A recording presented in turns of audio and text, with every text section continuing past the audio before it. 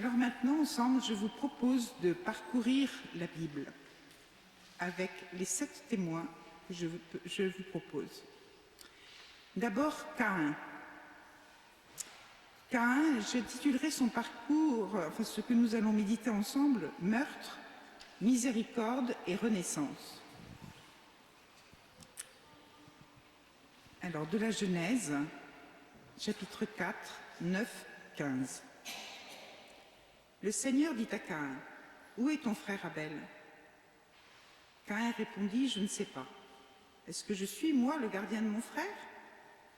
Le Seigneur reprit, « Qu'as-tu fait ? La voix du sang de ton frère crie de la terre vers moi. Maintenant donc, sois maudit et chassé loin de cette terre qui a ouvert la bouche pour boire le sang de ton frère versé par ta main. Tu auras beau cultiver la terre, elle ne produira plus rien pour toi. Tu seras un errant, un vagabond sur la terre. » Alors Caïn dit au Seigneur, « Mon châtiment est trop lourd à porter. Voici qu'aujourd'hui tu m'as chassé de cette terre. Je dois me cacher loin de toi. Je serai un errant, un vagabond sur la terre. Et le premier venu qui me trouvera me tuera. » Le Seigneur lui répondit, « Si quelqu'un tue Caïn, Caïn sera vengé 7 fois. » Et le Seigneur mit un signe sur Caïn pour le préserver d'être tué par le premier venu qui le trouverait. « Où est ton frère Abel ?» sont les premiers mots que Dieu adresse à l'homme depuis la chute et la sortie du jardin d'Éden. Dieu interroge Caïn, qui, cédant à la haine et à la jalousie, a tué son frère.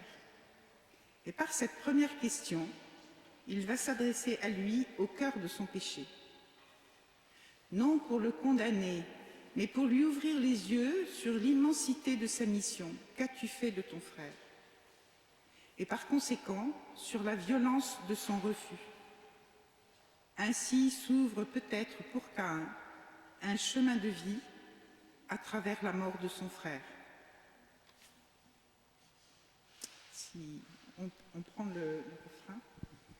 Nous vous en supplions au nom du Christ, laissez-vous réconcilier avec Dieu.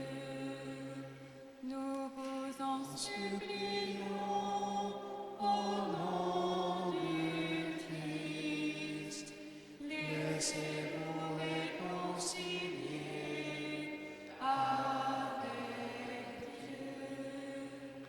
C'était Dieu qui, dans le Christ, se réconciliait l'univers, ne tenant plus compte des fautes des hommes. Nous vous en supplions au nom du Christ, laissez-vous réconcilier avec Dieu. Que retenir de cet événement ? Où est ton frère ? Que pouvons-nous répondre à cette question que Dieu ne cesse de nous poser ? Dieu appelle des hommes pauvres et pécheurs, des hommes en fuite aussi. Il leur offre sa miséricorde et leur donne de se remettre debout pour vivre, aimer et servir. Faisons-nous lui confiance ?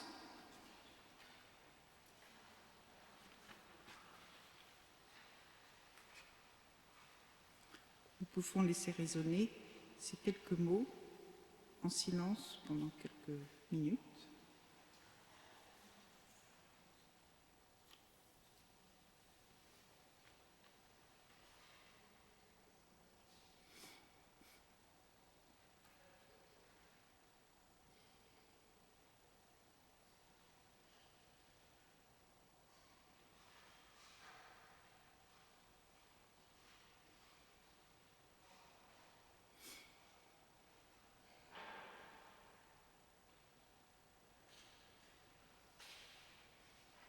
Abraham et Sarah. rires et sourires. De la Genèse, chapitre 17, les versets 15, 17 et 19. Dieu dit encore à Abraham, « Sarai, ta femme, tu ne l'appelleras plus du nom de Sarai. Désormais, son nom est Sarah, c'est-à-dire princesse. Je la bénirai. D'elle aussi, je te donnerai un fils. Oui, je la bénirai. Elle sera l'origine des nations. D'elle proviendront les rois de plusieurs peuples. » Abraham tomba face contre terre. Il se mit à rire car il se disait « Un homme de 100 ans va-t-il avoir un fils? Et Sarah va-t-elle enfanter à 90 ans ?» Mais Dieu reprit « Oui, vraiment, ta femme Sarah va t'enfanter un fils. Tu lui donneras le nom d'Isaac. J'établirai mon alliance avec lui comme une alliance éternelle avec sa descendance après lui. » C'est à Mambré qu'Abraham reçoit cet appel de Dieu. Cette rencontre n'est pas triste. Abraham a ri, Sarah aussi, à l'annonce de cette promesse inconcevable de la venue d'un enfant dans leur couple. Leurs rires sont-ils des rires de joie, des rires d'incrédulité, des rires nerveux? Dieu précise, tu lui donneras le nom d'Isaac, ce qui veut dire Dieu sourit. Dieu sourit de joie en comblant ce couple incrédule de cet enfant qu'ils avaient tant attendu et qu'ils n'espéraient plus.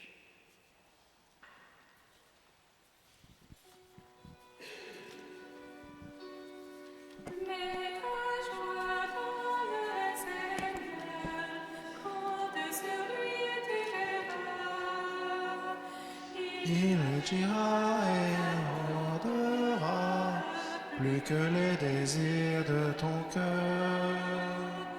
Mets ta joie dans le Seigneur, compte sur lui et tu verras.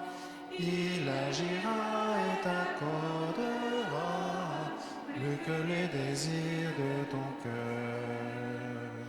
Remets ta vie dans les mains du Seigneur, compte sur lui, il agira. Grâce à son amour, ta foi apparaîtra comme un soleil en plein jour. Mets ta joie dans le Seigneur, compte sur lui et tu verras.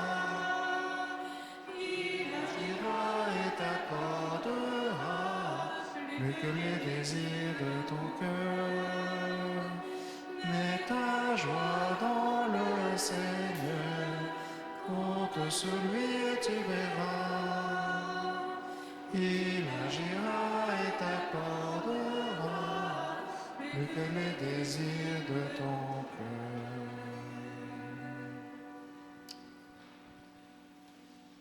Que retenir de cet événement? Quand Dieu appelle quelqu'un, c'est pour son bonheur.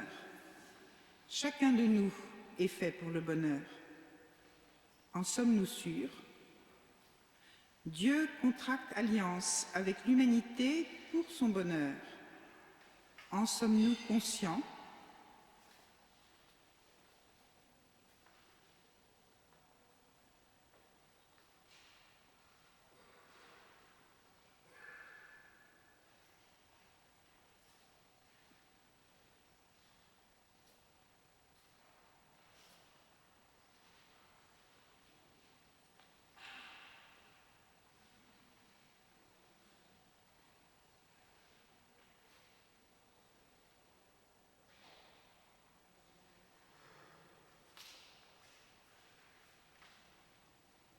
Salomon, Dieu prend l'initiative.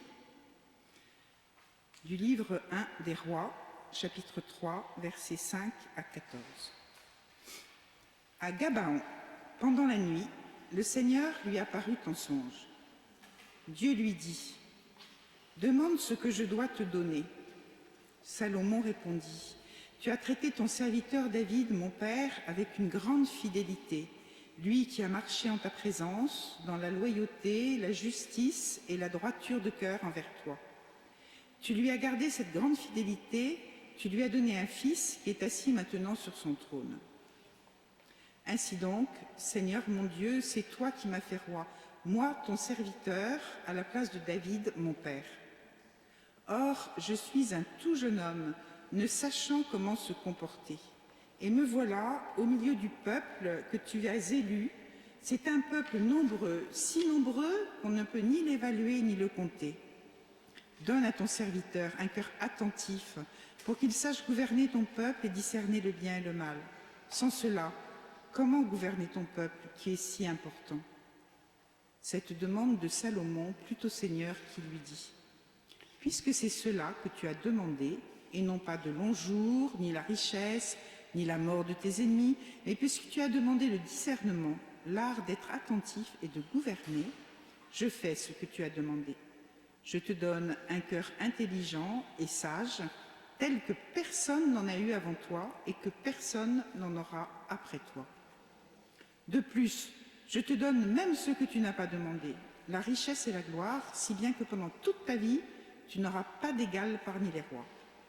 Et si tu suis mes chemins, en gardant mes décrets et mes commandements, comme l'a fait David ton père, je t'accorderai de longs jours. Dieu invite Salomon à exprimer son désir parce qu'il le désire libre, comme lui. Et il ne lui impose pas ce qu'il veut pour lui. Salomon avoue ses faiblesses et demande quelque chose de très concret, discerner entre le bien et le mal. Cette demande tombe dans le mille, elle plaît à Dieu. Le désir de l'homme rejoint celui de Dieu, qui rejoint le désir de l'homme. Et du coup, Dieu en rajoute, il donne en surabondance.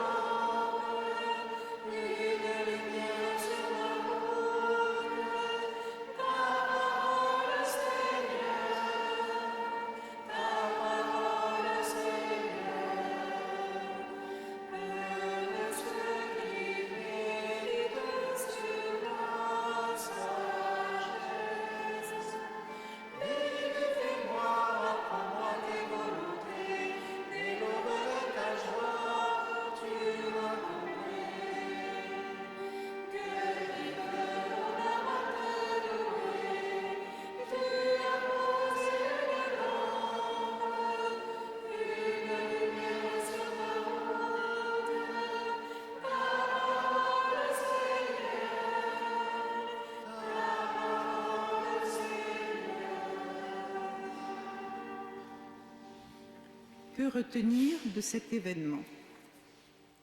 Dieu donne en surabondance, plus que nous pourrions l'imaginer, pour nous aider sur nos chemins de vie.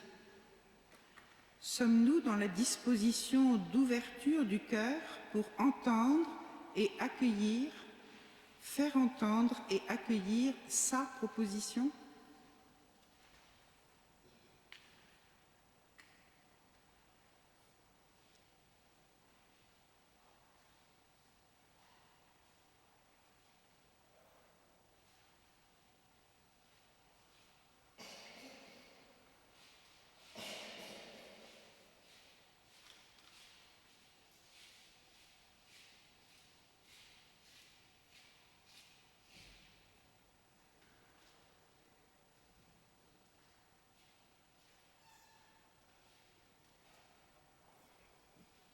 Samuel. L'enfant, le vieux et Dieu. Du livre 1 de Samuel, chapitre 3, versets 2 à 10. Un jour, Élie était couché à sa place habituelle. Sa vue avait baissé et il ne pouvait plus bien voir.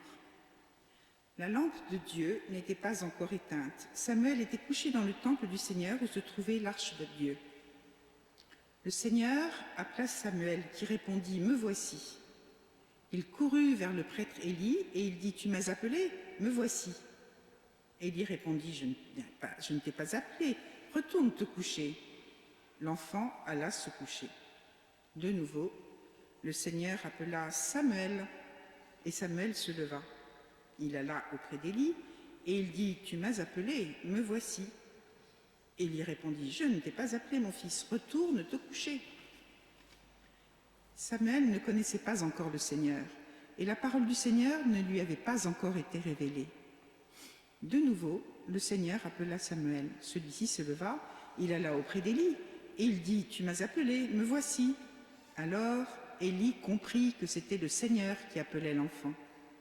Et il lui dit, « Va te recoucher, et s'il t'appelle, tu diras, « Parle Seigneur, ton serviteur écoute ». Samuel alla se recoucher à sa place habituelle. Le Seigneur vint, et il se tenait là, et il appela comme les autres fois, « Samuel, Samuel !»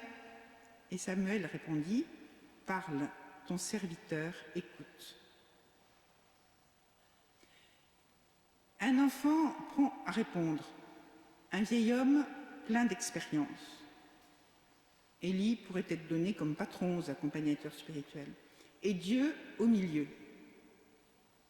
Élie comprend qu'au travers de ces 3 appels successifs et insistants, c'est Dieu lui-même qui appelle. Par 3 fois, c'est-à-dire sans arrêt, ce jeune enfant entend une voix qui l'appelle. Il fait nuit, la lune ne suffit pas à l'éclairer. Dans l'obscurité, il rejoint Élie, tout naturellement et dans la confiance. Il va vers celui qui a de l'expérience et qui est capable de lui dire que c'est Dieu qui l'appelle. Élie n'a pas appelé Samuel, mais il lui révèle l'origine de l'appel, Dieu. Samuel peut alors répondre, « Parle, ton serviteur écoute ». Par le biais d'une médiation, la voix, et d'un médiateur, Élie, le Seigneur appelle.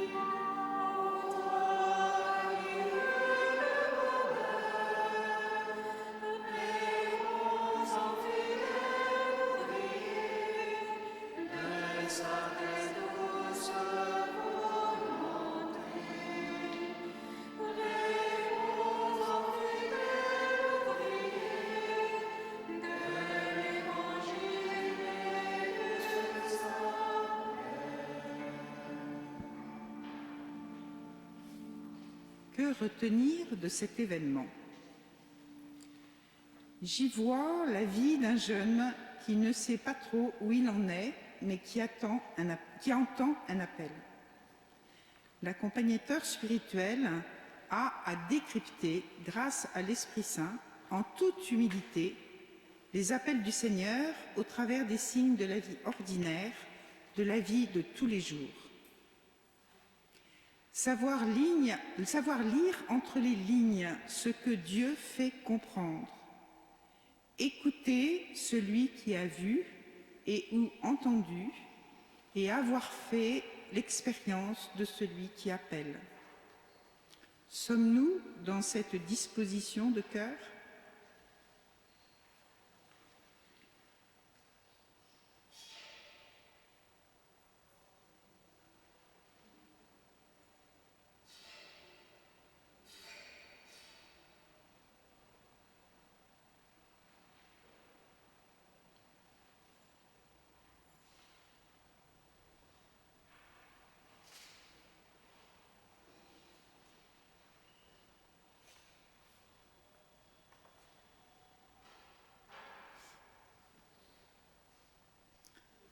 Marie, écouter, rendre grâce, mettre au monde, offrir.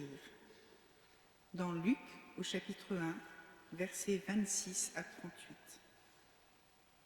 Le 6e mois, l'ange Gabriel fut envoyé par Dieu dans une ville de Galilée appelée Nazareth, à une jeune fille vierge, accordée en mariage à un homme de la maison de David appelé Joseph, et le nom de la jeune fille était Marie.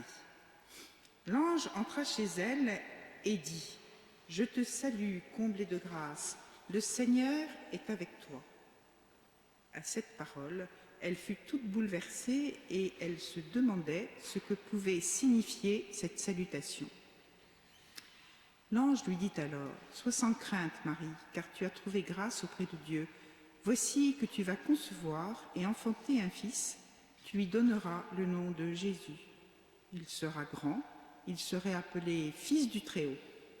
Le Seigneur Dieu lui donnera le trône de David, son père.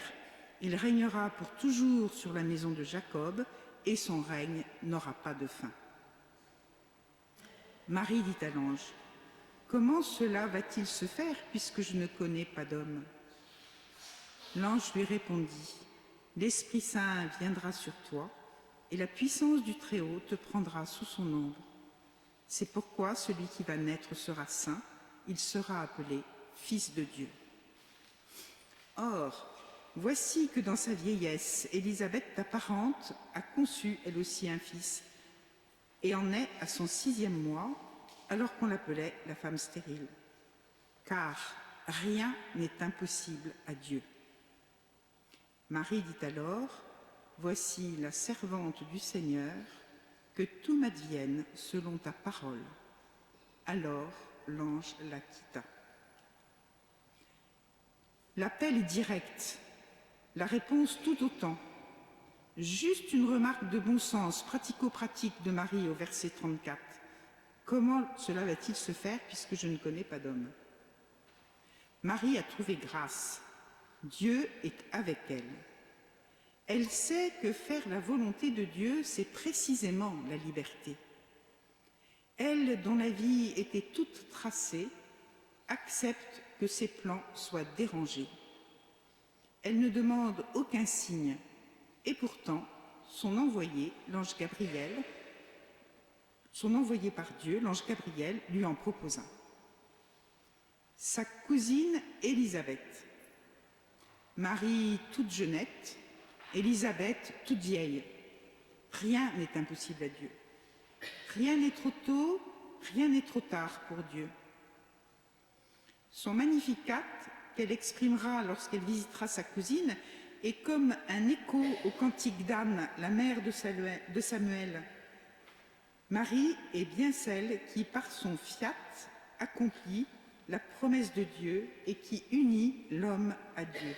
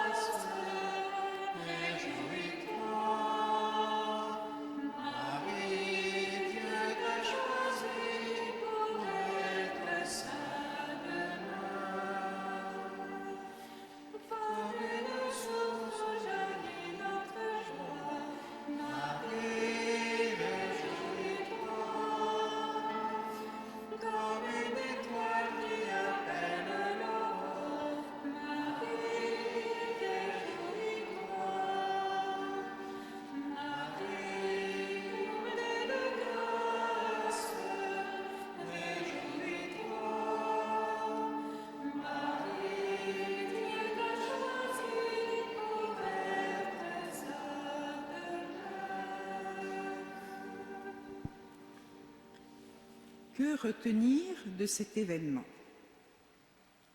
Le fiat de Marie a permis à Dieu de se faire homme, de nous rejoindre dans notre humanité. Grâce à Marie, le Verbe s'est fait chair et il a habité parmi nous. Ce sont les premiers mots du prologue de l'Évangile de Jean. L'histoire sainte se poursuit dans chaque aujourd'hui de chaque homme, de chaque femme, depuis ce jour, nous menant jusqu'à la rencontre de celui qui ne cesse d'appeler. Osons-nous appeler à vivre cette disponibilité à Dieu à travers ce qui est demandé à chacun d'être et de vivre dans son quotidien, ici et maintenant ?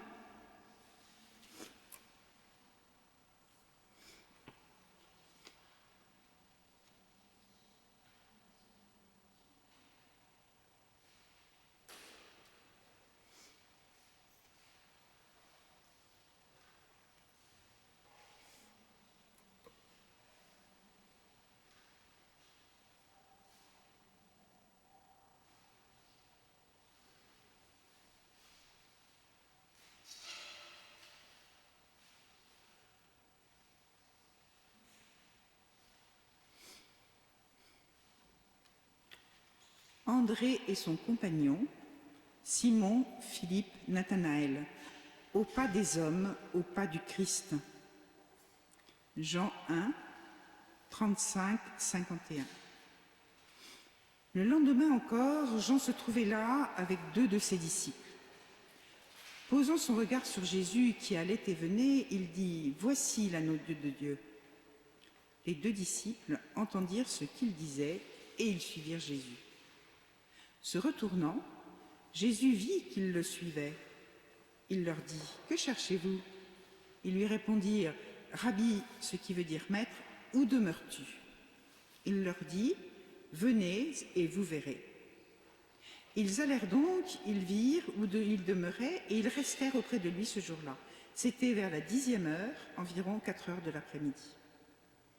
André, le frère de Simon-Pierre, était l'un des 2 disciples qui avaient entendu la parole de Jean et qui avaient suivi Jésus. Il trouve d'abord Simon, son propre frère, et lui dit « Nous avons trouvé le Messie », ce qui veut dire Christ. André amena son frère à Jésus. Jésus posa son regard sur lui et lui dit « Tu es Simon, fils de Jean, tu t'appelleras Képhas », ce qui veut dire Pierre. Le lendemain, Jésus décida de partir pour la Galilée. Il trouve Philippe et il lui dit « Suis-moi ». Philippe était de Bethsaïde, le village d'André et de Pierre. Philippe trouve Nathanaël et lui dit « Celui dont il est écrit dans la loi de Moïse et chez les prophètes, nous l'avons trouvé. C'est Jésus, fils de Joseph de Nazareth. » Nathanaël répliqua « De Nazareth peut-il sortir quelque chose de bon ?»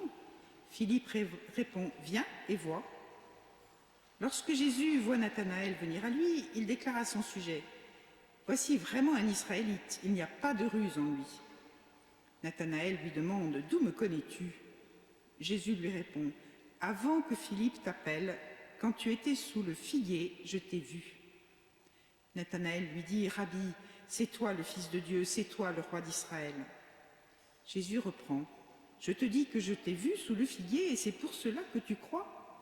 Tu verras des choses plus grandes encore. » Et il ajoute « Amen, amen, je vous le dis, vous verrez le ciel ouvert et les anges de Dieu monter et descendre au-dessus du Fils de l'homme. » Mise en route par une parole de Jean-Baptiste, voici l'agneau de Jean-Baptiste qui dit « Voici l'agneau de Dieu », 2 de ses disciples, André et un autre, dont Jean ne donne pas le nom, suivent immédiatement Jésus. Jésus sent qu'il est suivi, il se retourne.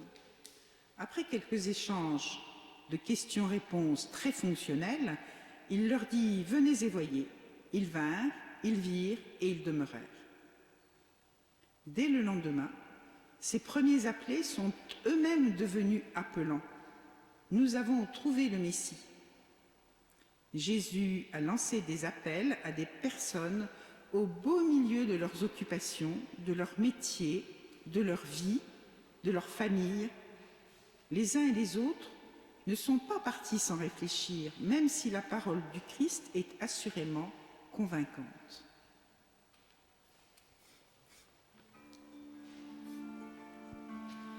C'est toi qui nous appelles, Seigneur Jésus, sur ton chemin de lumière et de vie. Donne-nous de te suivre, Seigneur Jésus, dans la foi, dans l'amour. Tu es la bonne nouvelle, nous l'irons.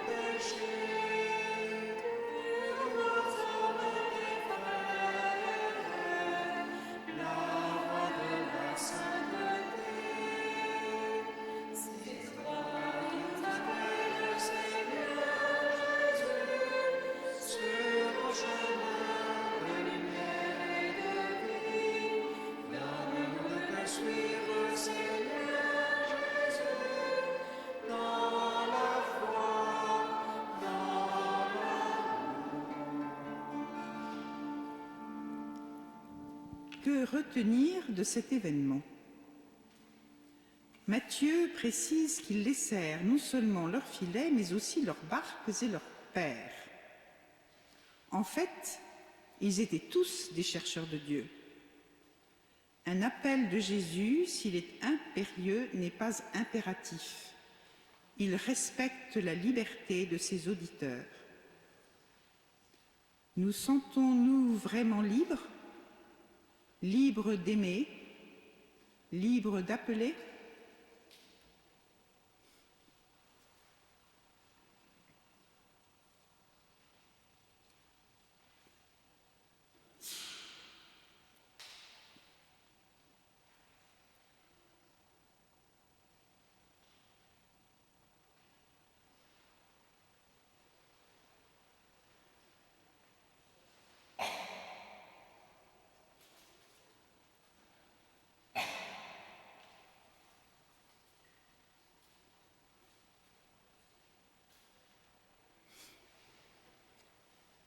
L'homme riche.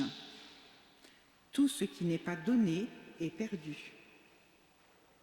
Dans Marc au chapitre 10, versets 17 à 27.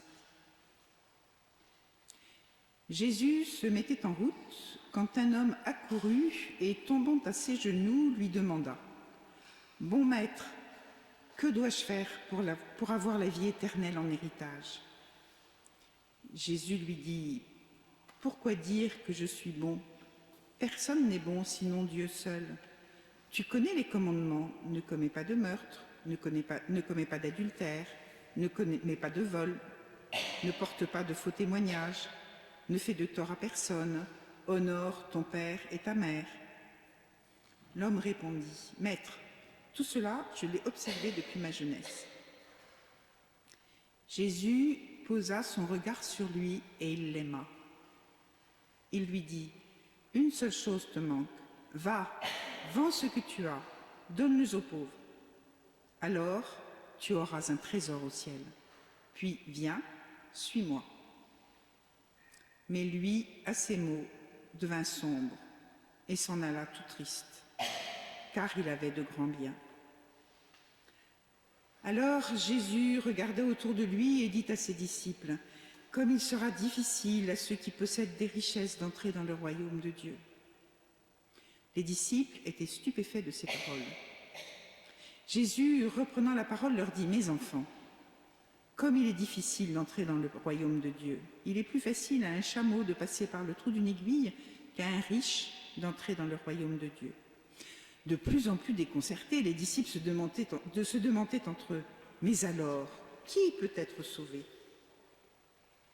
Jésus les regarda et dit: « Pour les hommes, c'est impossible, mais pas pour Dieu, car tout est possible à Dieu. »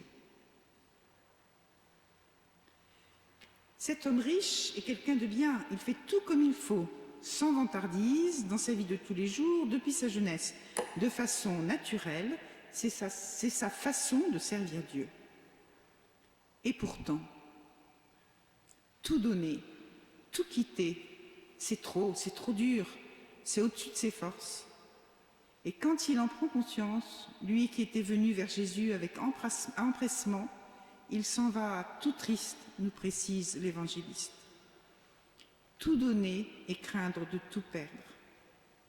Et pourtant, j'en suis sûre, cet homme a dû continuer à avancer, continuer à espérer et, avec la grâce de Dieu, retrouver le chemin du Christ.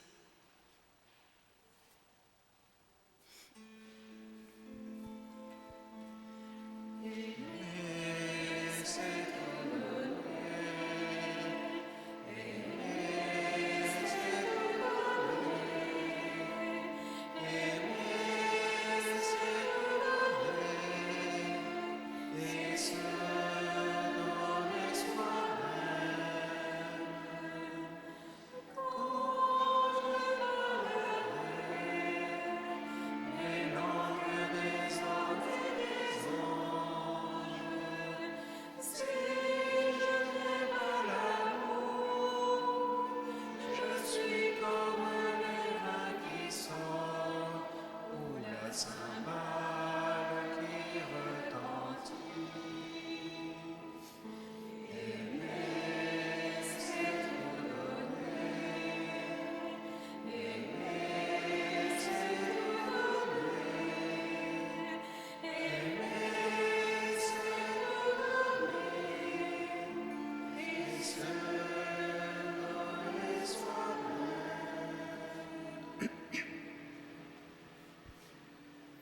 Que retenir de cet événement? Répondre à l'appel du Christ, le suivre, ce n'est pas simplement marcher derrière lui, c'est marcher comme lui, être comme lui. Le Christ n'est pas un logo que l'on peut afficher, il est un modèle. Répondre à l'appel du Christ est impossible si l'on ne compte que sur ses propres forces. Mais tout devient possible si l'on s'en remet à la force de Dieu, dans la confiance, l'abandon et le lâcher-prise. Trouvons-nous les mots pour rassurer, assurer celui qui s'inquiète ou qui flanche? Nous en remettons-nous davantage à la force de Dieu ou comptons-nous sur nos propres forces?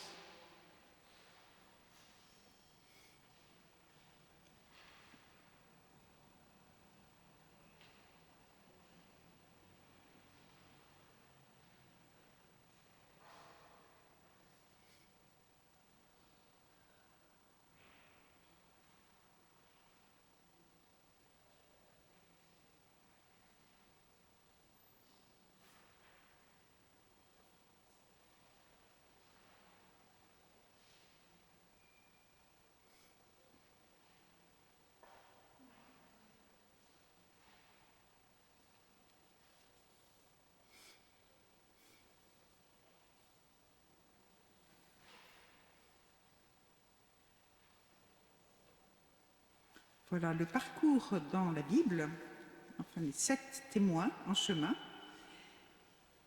est terminé. Alors en guise de conclusion, je voudrais juste vous dire quelques mots. Les appelés d'hier et d'aujourd'hui ne sont ni des surhommes, ni des femmes d'exception. Ils ont seulement entendu la promesse de Dieu à Gédéon, « Je serai avec toi », et l'ont prise au sérieux. La promesse de Dieu n'est pas un mot en l'air, elle est vérité et garantie de liberté. Puissent les appelés de demain, à leur tour, faire de même. Car depuis l'appel de Caïn, Dieu ne cesse d'appeler sur tous les continents, au plus lointain comme au plus proche, ici même dans notre diocèse, comme aux extrémités du monde. Cet appel rencontre aujourd'hui chez nous, dans notre vieille Europe, trop souvent une réponse négative et ou une non-réponse. Et pourtant, j'en suis sûre, il n'y a pas de crise des vocations, mais bien plutôt une crise des réponses. L'Esprit souffle où il veut et quand il veut. Il se pose, interpelle et laisse mûrir la réflexion. Qu'il nous inspire et nous guide, nous tous qui sommes d'une façon ou d'une autre envoyés auprès de nos frères pour leur transmettre le goût de la vie avec un grand V, que nous soyons pour eux témoins de la résurrection au cœur de ce monde, notre monde.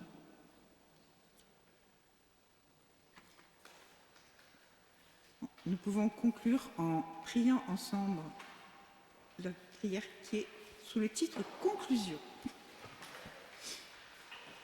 Prends, Seigneur, et reçois toute notre liberté, ma mémoire, mon intelligence et toute ma volonté, tout ce que j'ai et tout ce que je possède. C'est toi, Seigneur, qui m'as tout donné. À toi, Seigneur, je le rends. Tout est à toi. Dispose-en selon ton entière volonté. Donne-moi seulement de t'aimer et donne-moi ta grâce. Elle seule me suffit. Merci beaucoup, Odile, merci beaucoup.